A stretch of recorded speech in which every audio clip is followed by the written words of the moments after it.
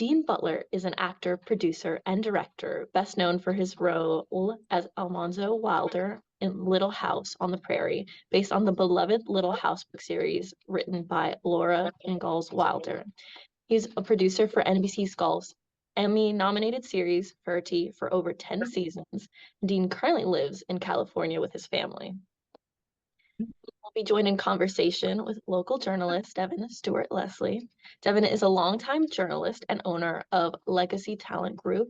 Her expansive media career experience includes print, radio, and TV journalism, commercial news, documentary, and independent film producing. She is a freelance correspondent for People magazine and founder of Stewart Media, LLC, specializing in corporate media. And as a volunteer, Leslie is a co-founder and past president of the Norman Studios Silent Film Museum, a nonprofit organization working here in Jacksonville to restore and open Jacksonville's sole remaining silent film studio complex, where some of the nation's first African-American cast films were produced. So Devin, I leave to start the conversation with you. Thank you so much for having me. I am beside myself, with this opportunity to talk with someone who was one of the fondest memories, of my family growing up. You, though, were not exactly the showbiz kid that was doing cereal commercials by the time you were 8. This was not even on your radar for a long time, correct? Yeah, I did not grow up in a show business family. I had my family was interested in theatrical things. My grandfather wrote children's plays. My mother was active in high school theater. My father's sister studied drama at University of the Pacific, where I ended up going to school later. But I was a pretty shy kid. As I had a serial blushing problem as a kid, and so I still got that issue, but I've dealt with it now. But as a kid, it felt like I had a target on my back all the time. So any embarrassing thing I would say, I would light up like a tomato, and and then there would be the continual teasing that would come from that. So as a kid, I really wanted to be pretty incognito. But when kids sense that you've got a vulnerability, they're all over that. And so it was very hard to avoid all that stuff. But I tried to stay on the down low as much as possible. Well, kind of, but your book also says that you're a little bit of that kind of, nerdy little bully, the intellectual bully. You were always wanting to make sure that that people were doing and saying all the right things. Talk to me. It kind of reminds, okay. Yeah. Yes, that's true. My grandfather did refer to me as a fount of misinformation at one point, when probably I was about 8 to 10 years old, which was not a fun thing to be tagged by your grandfather. But I did like to talk. I've always liked to express myself, but around my peers, I tried to control it. But then, of course, there was this sense of rightness. And I think that came, Devin, a lot from the fact that my family, my mother particularly, my grandmother and grandfather, my father was not as much of a communicator of ideas or of validating me as as a person. That really came from my mother, my grandfather, my grandmother. And so I got this sense early that maybe I had something to contribute. I was treated like a person. Right. I blushed at home, but that didn't matter. It was okay. So yeah, I guess at school, all right. Yeah, you got me there, Devin. I guess at school, I did feel this need to correct, which led to a lot of sharp reaction from my peers. So I guess in a lot of ways, I got what was coming to me on some level. The way that you describe it, it kind of reminds me of the young Shelton character, who I just absolutely adore. Did you see that show? I didn't really watch that, but you don't need to see much, to get the fact that you're dealing with a really a bright, talkative, outspoken person. There's something about when you feel like, and when you're young, you have this, there is this wonderful opportunity to feel like you are all knowing. Ignorance is, ignorance is bliss, as the old saying goes. So when you're young, any shred of information bestows upon you all knowledge. Uh-huh. And so, so you feel like you can say anything with this tiny shred of information you've got with total certainty. Complete confidence. And I think, yeah, exactly. And it's funny as we get older, and it's so, it's so true when people talk about the fact that, as we get older, we realize how much we don't know. And so we're a little more careful about the things we say, because there's just this well, when you're a kid, you're not stuck with any of that. You just have total freedom to expound on any topic, whether you know anything about it or not. And that can invite,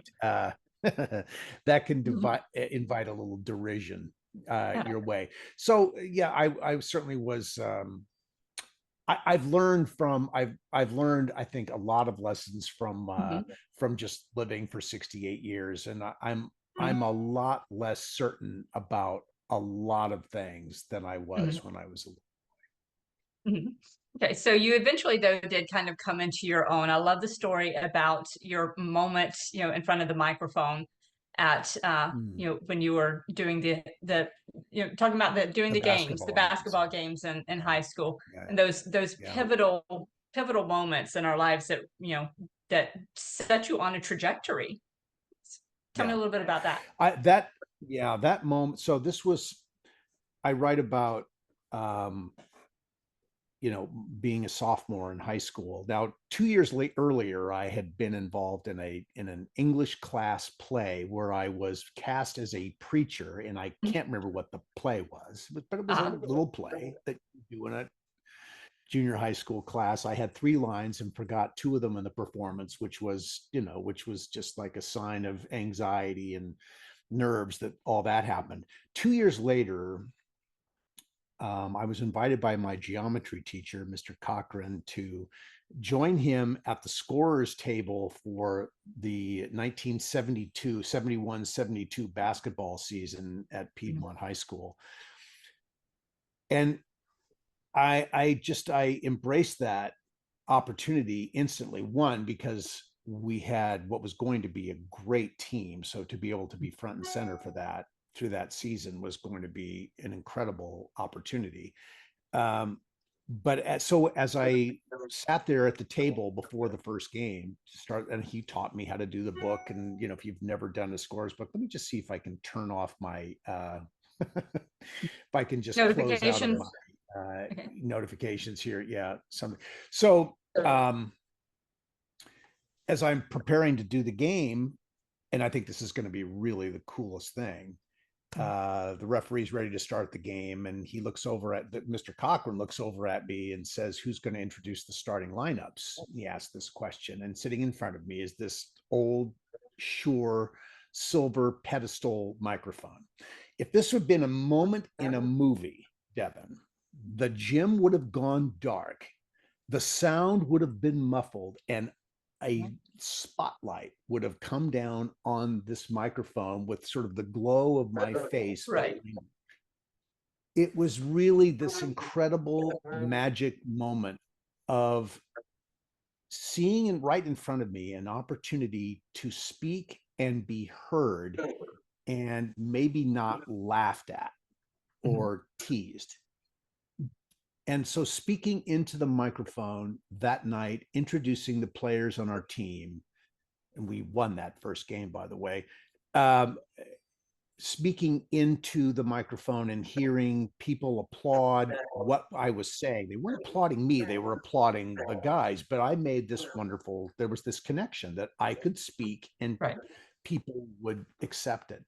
That night was a magical moment that sort of changed everything for me. I suddenly became, and where it really showed up was having my peers come up to me afterwards people who had teased me incessantly for years about all kinds of things, but came up to me afterwards, not everybody, but enough of them to say, you did a good job there. That was really cool. Mhm. That was, that affirmation really was huge. And I think of adults, we all need affirmation of Mhm. things that we need to be embraced. We need to find our Right. space.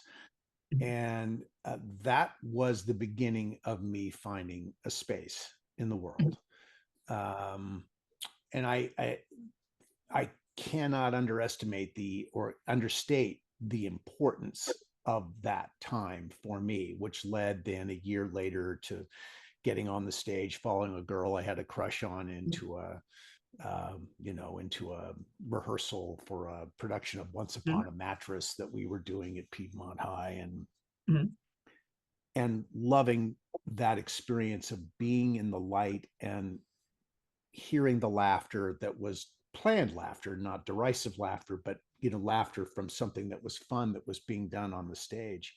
That was really magical for me to have that. And I think I just realized that I wanted more of that. I needed to find ways to have more and more of that in my life. And my life really has been focused around that ever Mhm. since that, since being 14, 15 years old. It has been focused around being seen and heard, as an actor, as a producer, as an announcer, as whatever the things are that, and now as an author, which is just sort of blows my mind that, that it's that. So that has really been the focus of my life. And it all started at Piedmont High School on a November night in 1971. I love it. So you talk about finding a place. Well, you have found quite the place, and I'm not sure if it was an expected place. Before there was Little House, there was Forever, and I won't go into details, Yeah. but the awkward conversations that my beautiful, brilliant, but very conservative mother wasn't ready to have with me, Judy Blume did. Yes. And Right. and so I mean, to me, Judy Blume is without a doubt one of the most influential women, of the past century, for young girls and and for older women. Um, but and so you started with that, and then onto Little House, and so the kind of roles that you got, tended to be those protective, supportive, uh, men for the young heroine. Tell me a little bit about that. Is Yeah. that something that you Yeah. expect? I mean, obviously, it's not something that you really expected. How do you think you kind of fell into that? And what is it about your character? What is it about Dean Butler that makes him the perfect guy for those types of characters? Yeah, that's an interesting. I mean, I think first, I love what you've said about Judy Blume. I think that there's a wonderful documentary which I'm sure you've seen. I think, isn't it called Judy Blume Forever or something Yeah, like that? I think so. It's like, Yes. yeah, wonderful, wonderful documentary about her life and her career and her voice for people. Um, I was raised, Devin, in a very matriarchally driven family. Um, I think it's maybe a great many families are, but I know that well, my grandfather was sort of the head of our family, but my grandfather raised us all, or dealt with our family in a way that always honored the women in our family life, whether it be my grandmother, his great aunt, many cousins and aunts that I was around all the time. The voices of women were respected. There was no diminishment of those voices, of those people, of those ideas. And so I was raised to have a lot of respect for that because he did. And look, my father was a little bit more of my father was a little bit more certain about his opinions, and my grandfather would, chide him about that. Um, but I did get the sense that women were highly regarded and should be highly regarded. And I was raised by my mother. My mother was in many ways was sort of, you know, sort of a similar voice to a Judy Blume. She didn't write books, but she spoke very honestly to us, to my brother and sister and me about life, about men and women, about boys and girls, about all those conversations that surround those topics. You know, I got all of that very candidly at a very early age. I think I want to say that my mother had the first conversations with me about sex and procreation and all that when I was probably about 7. You know, I mean, I think that I sort of got the, now it was sort of, I couldn't quite, my recollection is I couldn't quite believe what I was being told, but my mother said, you know, you'll come around to all this and you'll understand it. But it gave me those conversations at a very early age that preceded the kinds of those, all of that information that came at us in school that led to a lot of embarrassed laughter among groups of 5th graders who were getting this information for the first time. I'd heard all this before. And so I wasn't snickering at it and laughing at it. It was very, everything I was getting or hearing in the 5th grade class is what I had heard from my mother years earlier. And all of that, there was so much respect for our humanity in those conversations. There was no embarrassment around it. There was, I think so many parents today, or parents of all kinds of parents in all generations, have tried to duck those conversations, hoping that someone else would have those conversations with their children because they were embarrassed to share that information. And so maybe because their parents had been embarrassed to share that information with them. I was not inhibit or there was no restriction of the sharing of information in the house that I grew up in. So I think that led to a high level of respect and appreciation for truth and for the realities of life. And so I think when my casting began, you know, as I sort of stepped for the first time into a professional environment as a young actor, I think I've come to believe, Devin, that as actors or as anything that we do in our lives, we carry our whole lives in the room, any room that we come into. It's all of our life is there. And we may not, it may not be written down on us. Someone may not be able to read it specifically, but there's a lot that's detected about us in a very short period of time. And you know this, you're in the talent business. You're watching this all the time. I've came to believe that casting decisions are made in about 8 seconds. You know, when someone walks in the door, the person who's meeting you has made a dozen decisions in about 8 seconds, and they know if you could be right or you're probably not right. They could be wrong, but they're probably not going to change their mind about it. It's because perception is perception. And we are very trusting of our perceptions about people. So I think when I came in the door to meet on Forever with a wonderful casting director named Mary Goldberg, who went on to cast Amadeus and Aliens and all kinds of, this is early in her career. She was very kind to me. And when we spoke, we talked about this movie and this part and the relationships between Michael and Catherine and what all that was about. And then I read for her and she said, "You're absolutely perfect for this. You are perfect for this. It's like a 1,000,000 to 1 shot for you to get this because the pressure is going to be on us to cast someone out of Los Angeles for this." Stephanie Zimbalist had already been cast in Los Angeles. Our director, John Cordy, who was a Bay Area guy, wanted to cast locally if he could, but there would be a lot of pressure on him to not do that. I mean, I had no credits. I've done 3 lines on the streets of San Francisco. There just hadn't been anything. But she believed in me and she said, I will fight for you. And I think I think she saw all the things that I've described to you earlier. Mhm. That I think she saw that I was a sort of a person of, I had a sobriety about me where when it came to those issues that are so critical as we're growing up, because there was nothing mysterious about it Right.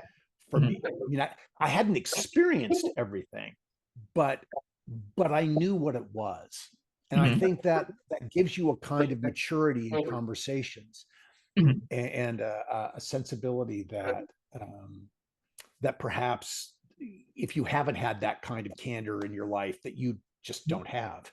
Right. So I think when it came to respecting women, respecting that, and Forever, as you know, you read the book, Mhm. is all about a young woman's choice Mhm. to have sex for the first time, to make love for the first time.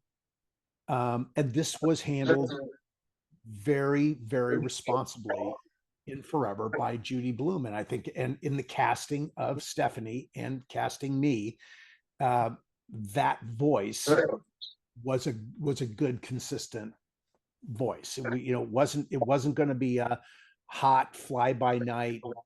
It wasn't going to be that. It was going to be a serious consideration, and that's the way Judy Blume wrote it, and that's the way we played it. Okay. Now I do want to talk about the kiss, that big scene, that is, Oh, you're maybe jumping now. You're jumping ahead to controversial. Little House. Yes. Almost, yeah, almost come. But I do, before that though, I love that, there was an amazing way that you approached that on screen, as your character. But I also love that you kind of took the reins and stepped in on, behind the scenes on Forever with that hot tub scene, and how Oh, you were right, able to, to help her, in the days before there was a, like you said, but before there was, cell phones where you could call the agent right quick, and before there were yes, intimacy right, coordinators. Talk to us a little bit about that. right, right. So on, um, there was a scene in Forever, the wonderful hot tub scene that took place, up in the mountains on a weekend, where Michael and his sister and her husband bring Catherine up to, and we shot this near Lake Tahoe, in this beautiful, beautiful area near Lake Tahoe that was just idyllic. Um, and anyway, the scene was supposed to be this moment where there was clearly going to be, that moment was going to happen. Our producer, whose name I will not mention, um, waited until that moment. Now we're off in the middle of nowhere. This, as you said, this predates. There was virtually no electricity where we were. This was all being done with generators. We were in this little cabin in the middle of nowhere, no cell service. There was no way for Stephanie to get backed up on her reticence to the request that came from the producer for her to take her top off in the hot tub, because there might be a European cut of this movie, and a European cut might require more skin, because the European audience had a little bit more relaxed attitude about all this, even in the mid 1970s. And this had never been posed to Stephanie before. And Stephanie, who is a very buttoned up individual, and had very strong sense of herself. I mean, she knew that there was going to be this scene because it was in the script, but the adjustment that the producer was asking for, completely out of left field, was never discussed with her. And she was really in a tough spot, because here you've got a crew waiting, a director, everything is happening. And in that moment, this producer springs this on her. It was not a good time, for her. This would not be a good time for any young actress today. As you said, there would be intimacy coordinators on sets, and this would be negotiated, and it would have been negotiated in advance. Everyone would have known what was coming. Stephanie did not have that luxury. So, Now, she had a great deal of faith in John Cordy, the director. She had a great deal of faith in the director of photography, a man named John Bailey, or he was the camera operator, a guy named David Myers, wonderful cinematographer. She had a lot of faith in those people, but she was concerned about allowing this footage to be captured because once it's captured, she completely loses control of it. The only control as the actress that she has is in the moment when the camera's rolling. And she and I discussed this. And again, this is sort of where the empathy of being a guy who was raised to respect women really came to the surface for me. And I could see her anxiety about this. She did not want this footage floating around out there. Who knows where it would end up?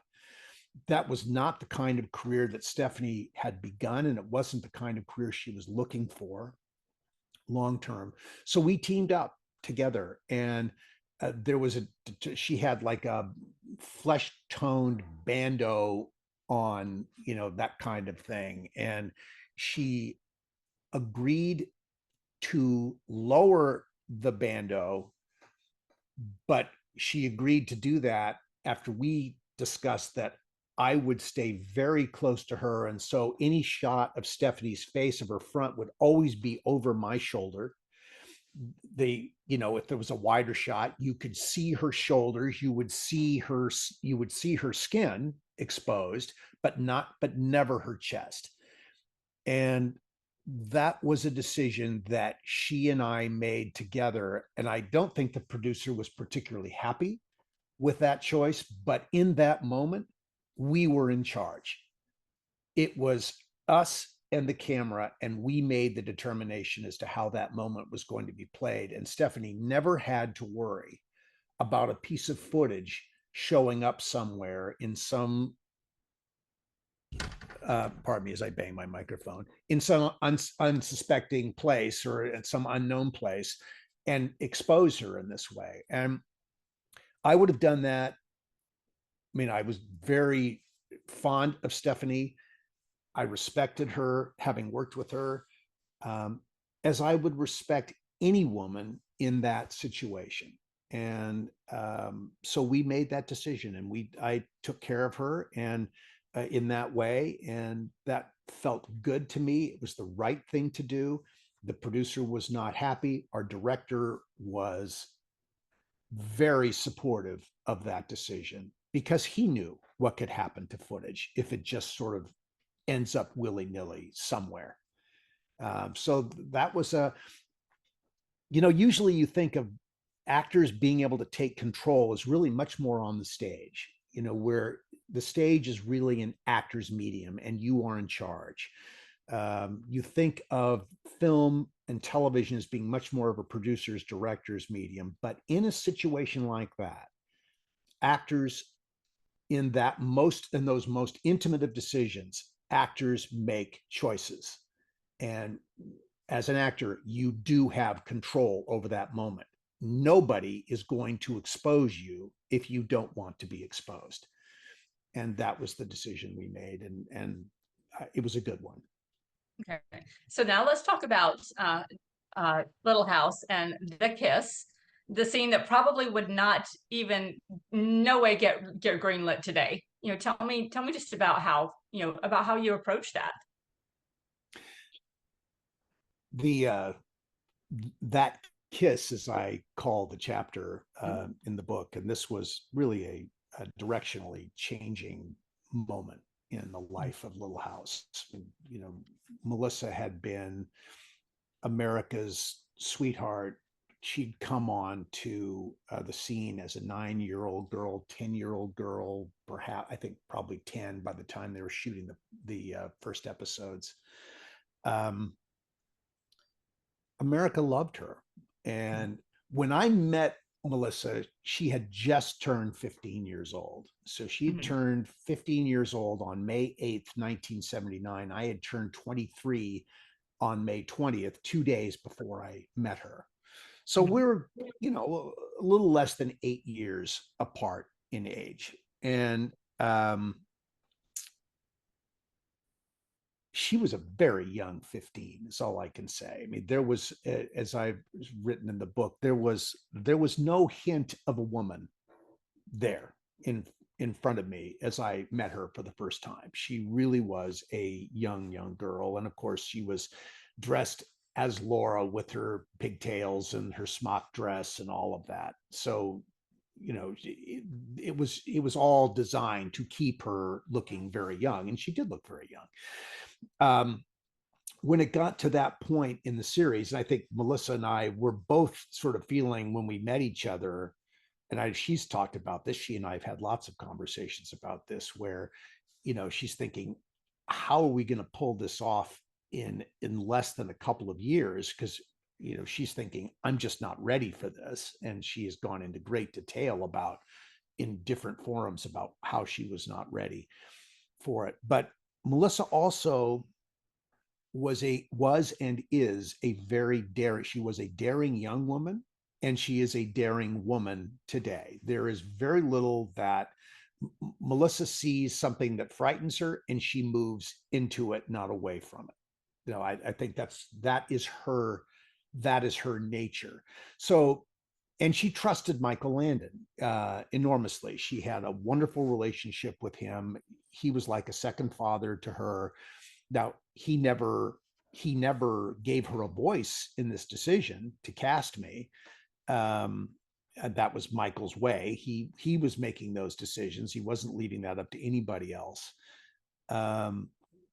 So when it came time for this kiss in that Sweet 16 episode, where suddenly Laura's going to be a teacher and the hair is up and the dress is different, and there's, you know, a little sense of a shape of a woman there, little taller with some very low heels that she was wearing, you know, and that's Almanzo's moment when he sees her differently. And that episode is all about that.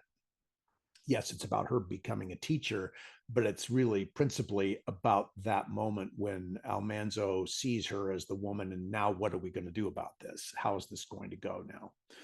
And when we got to the kiss on that day on stage 15 at MGM, and you know, I think it was a big deal, and everyone knew that kiss was a big deal. Melissa knew it was a big deal because her mother came to work with her that day, and her mother never came to the stage, or rarely came to the stage, and she wanted to see this. She wanted to see this moment. I knew in the playing of this moment that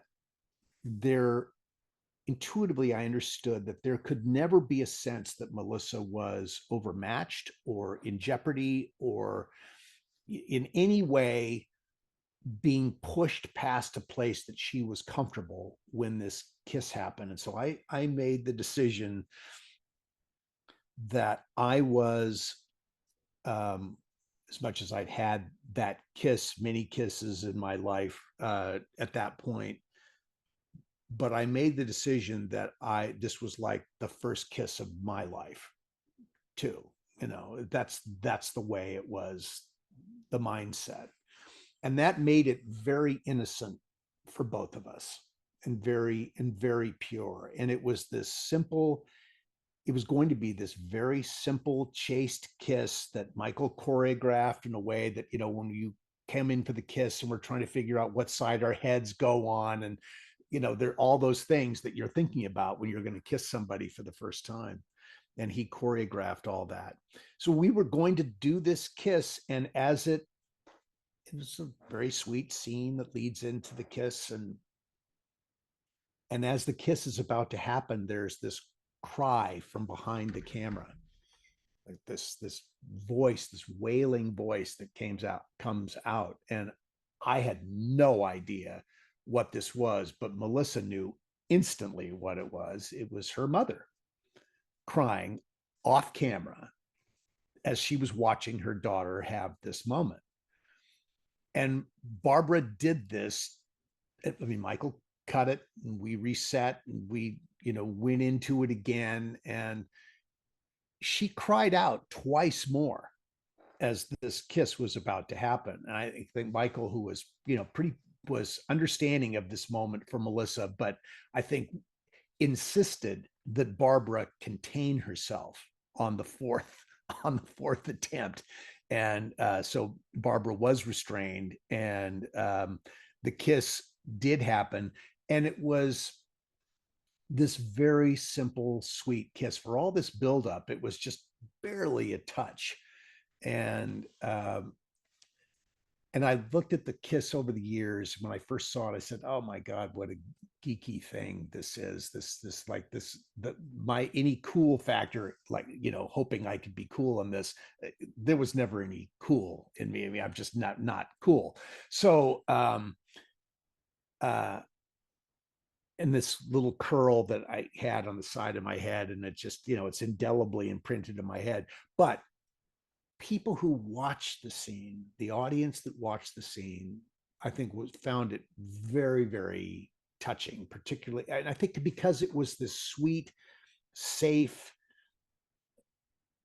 wonderful moment of discovery for both these characters. And I think that's what the audience wanted to see. And, that kiss has been talked about by fans of Little House endlessly through the years. And it's a moment that I, in retrospect, after all these years, very proud of that moment because of what it said about what we were doing and how we were doing it. And that this was going to be this, in pure Little House terms, I mean, this was going to be this sweet, lovely relationship. And people got the tone of it from that kiss, and that's what was established. And yes, well, Laura and Almanzo had some, temper-filled moments through the years. We were both, we both could get a little temper, but at the core, it was sweetness, a lot of sweetness. And I think that's one of the reasons why the relationship has been so loved by people for so long, because it just had this sense of expectance and excitement and tenderness about it that I think was wonderful for audiences that were watching Little House and appreciated Little House for the tone that it had. Okay. Well, also on Little House, though, there were, even though that was very controversial, there also were some surprising moments, I think. Moments like when Laura kept teaching even after she was married. I mean, that didn't happen back then. I mean, even into the 20th century, when a woman, was married, she was expected to stop working. Well, Laura kept on. There was also the episode where they talked about the petition, for women to keep their property rights after marriage. And so there were some kind of forward thinking things about that would have been, very much forward thinking in that era. And even, with the show, tell me, do you think that those things also are part of why 50 years later it is still so enduring? I do. I think Michael Landon used the world of Little House, to tell some very complex stories, and in some cases some very forward-thinking stories about that were really addressing the reality of life that certainly was going on today. I mean, Michael knew that he was communicating with an audience of today, or then, the 70s and 80s. But he had this luxury of being able to do it in this world that he created in Walnut Grove, with these characters that he brought to life. And it gave him, Little House had this wonderful moral simplicity to it, and moral clarity to it always. And so you could tell any kind of story within that world, and there would be clarity about what was good and what was maybe not so good. And I think Michael was brilliant at using that, and he was very daring to tell some of these stories. I mean, we did stories about drug abuse, we did stories about rape, we did stories about obesity, we did all kind about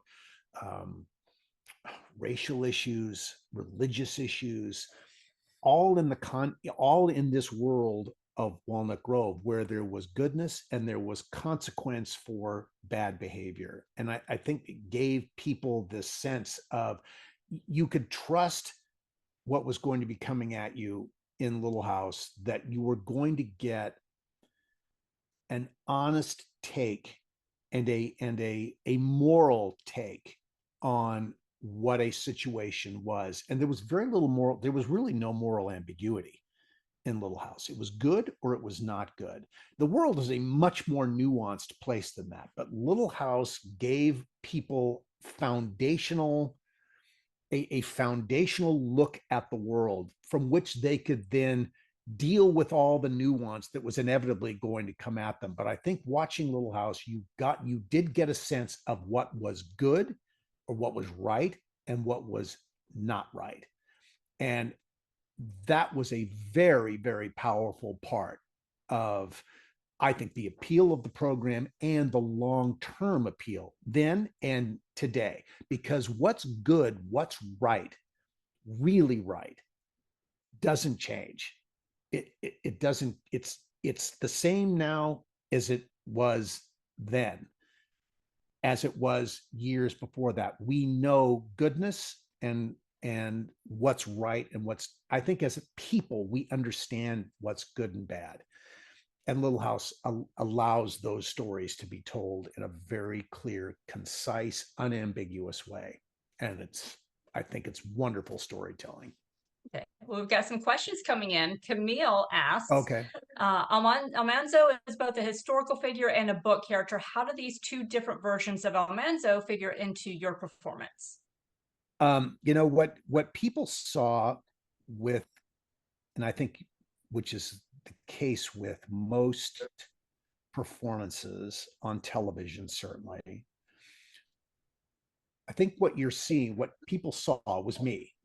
You know, they saw my sensibilities come up. That is the most honest take that any actor is going to be able to give, is your own sensibility about things. And I think actors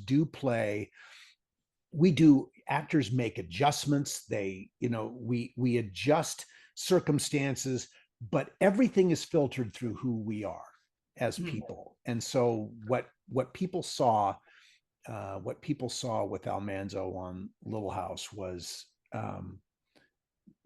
Dean Butler's sense of how things were to be filtered through the words that Michael Landon wrote. I did not read the Little House books before doing the show. I had never been exposed to them. I'd never seen an episode of the show before starting to work on it. I really knew nothing about this, but when I asked Michael what I should read going into this, he said, all you need to read is what I write, and just go with that. And I think he was really right, because for him and for the show, that was the correct take, because he was the world. He was shaping our world. And so his sensibility about who we were and what we were doing was the most important one. So, you know, what Almanzo was, he is me and I am him. You know, I mean, that's, I am Almanzo's me, and I am Almanzo. Okay, well, that's a good segue into the next question from Nancy. She asks, have you ever met someone in Hollywood that was very, very different in real life from the image that was orchestrated by the media?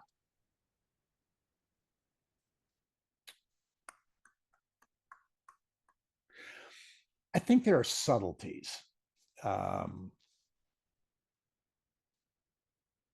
mean, I think that as performers, we all performers, if they're really in touch with what they're doing, they come to understand what it is about them that resonates with the audience, and they bring that quality. I think there can be more to all of us. I mean,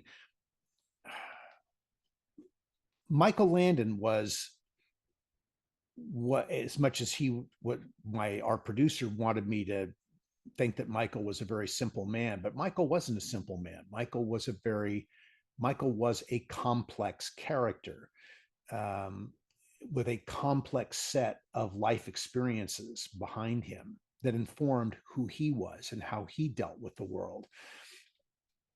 I think that Michael's public image and who Michael was outside of the public image, there was a lot of crossover, but there was much more to Michael Landon than what his public image was. And so that's an example of one. I think of I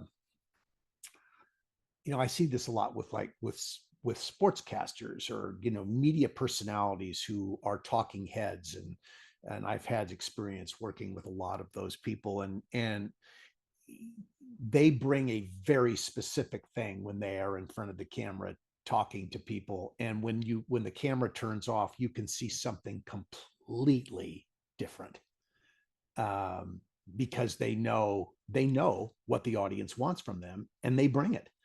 And when they're off camera, they're free to reveal other things. And I think you can trust when you're watching people on television and film, you are seeing what they want you to see. And there can be a lot more going on than what they want you to see in a performance situation. And the actor is ultimately in control of that. Okay.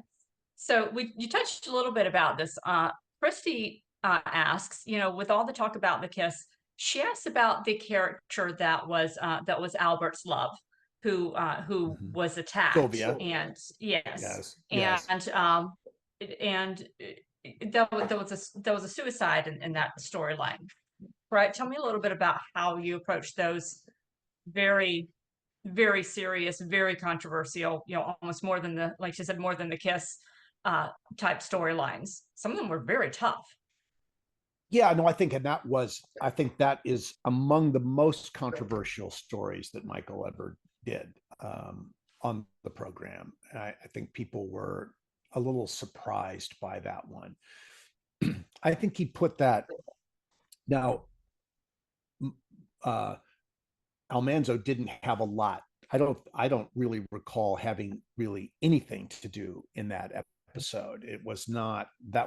was not something that was my story. This was Matthew Laberto's story, who played Albert, and he was at the center of that. Matt is a spectacular actor. He was a spectacular actor as a young man. He's a wonderful actor now, a wonderful communicator now. I think Michael absolutely adored Matt and saw so much of himself in Matt. And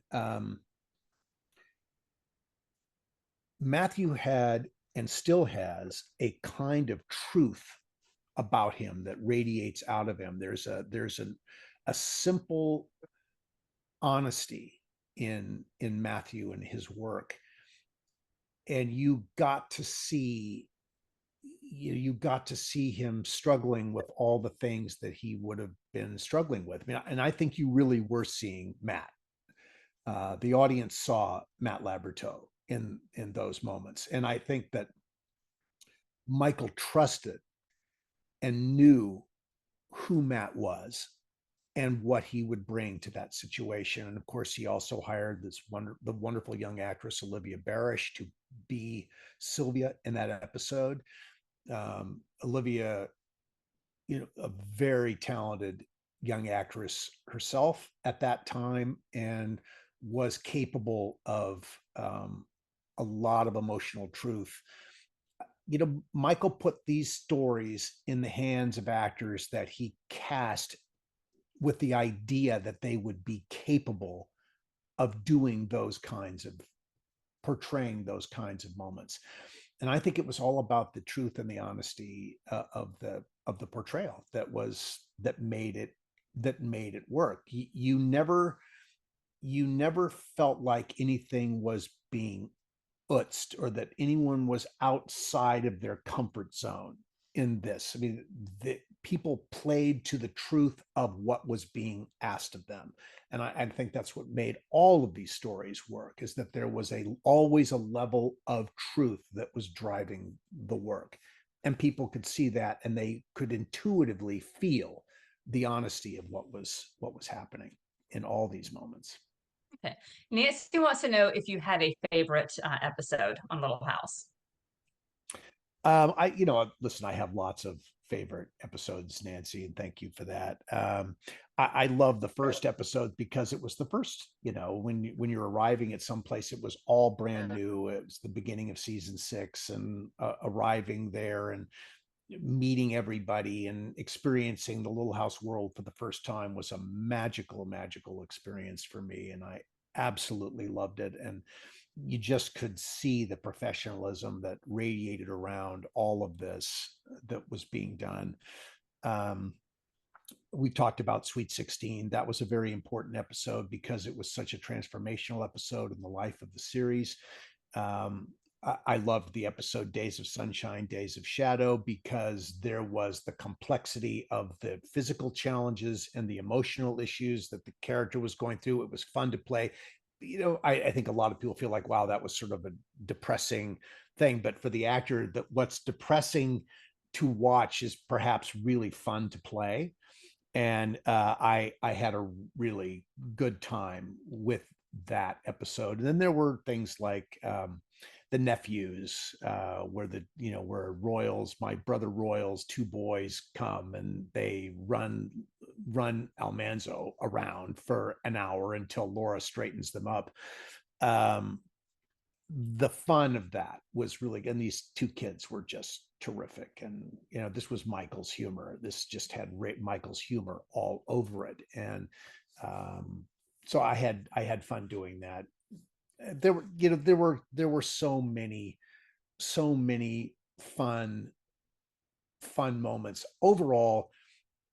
Nancy, I love the fact that I got to be there, that I was a part of this, something that has, beyond any episodes that I was in, the fact that this program is loved and admired by audiences and has been for half a century now, is really a massive gift. It's an incredible gift, and I couldn't be more appreciative of it. We'll talk about explosive finales, literally. That was a little, I gotta tell you, that was a little traumatic for me. There's a lot of shows that end with some little thing that happens that leaves an opening maybe for a sequel. There was no opening for a sequel here. What was it like standing on the set and seeing that had been such an important part of your life, such a gateway into the rest of your life, and now boom, it's gone, literally. Tell me about that. Yeah, I think it was a shattering moment for everybody that was involved, from Michael Landon, who wrote it, down to the last, the grip and craft service person on the set. This was a world that was coming to an end. And I think Michael wanted it to come to an end. He did not want to get the call from NBC saying, can we go back to Walnut Grove for a special, in the years ahead. He didn't want that. And so I think he felt like he'd said everything that he was going to say and wanted to say in the Little House world, and choosing to write this episode, which came out of a practical reality. When the series ended, there was a contractual obligation to return the land at Big Sky Movie Ranch back to its original untouched state, because Big Sky is this open palette for filmmakers to come and work, and they don't want a lot of buildings on the property, and they run cattle there and they do all kinds of things that they just didn't want, and they don't want people trespassing and hurting themselves in buildings. So the obligation was to return the land to its untouched state. And Michael, being the very inventive, creative guy that he was, reasoned that if he could get great production value out of the removal, essentially the removal of these buildings from this land, it would be like a double bonus. And so he once he realized that he had to return the land to its untouched state, I think that was a sigh of relief for him. And then he asked our producer, Kent McCrae, to give him about an hour. He wanted to go think about this. And he came back an hour later with this outline for what this show was going to be. It was it was a jarring way to end the series, but it definitely put the button on it, and it was over. And the audience knew, as they watched the residents of Walnut Grove marching out of town singing "Onward, Christian Soldiers," that they were never going to be in Walnut Grove again. And I think that there was clarity in that, and it did put finality on it, that everybody, it was sad. It was very sad for everybody. I mean, no one needed to be directed in these moments as we're looking around at, the smoldering ruins of Walnut Grove. It was pretty emotionally powerful for everybody who was present that day. But it was, it was good. And it did say this is the end. And that was important for everybody. It needed to be over. It was time for it to be over. And look, we all would have loved to have continued doing that work for a while longer, but I think the series said everything that it was going to say, that was going to be additive and powerful for an audience. I think it really was done creatively, and I think every show hits that point where it's done creatively, and I think Little House in that season 9 hit that point, and it was good. It was yeah. All right, we've got 2 minutes left. What is next for Dean 2 minutes. For Dean Butler and for his beautiful bride, Catherine? What's next for you guys? Well, I mean, life goes on. We live in Southern California. My emphasis right now is on this book that I have just released, Prairie Man, My Little House Life and Beyond. That is really the focus of my activity for the remainder of the year, as well as celebrating the 50th anniversary of Little House, which goes on throughout the 2024 year. I know that I'll be focusing around the book for a good deal of time beyond 2024, but in 2024, this really is the focus. And people can find the book on Amazon. They can find it at barnesandnoble.com. They can walk into their local bookstore and ask for it. And if it's not there, they can get it.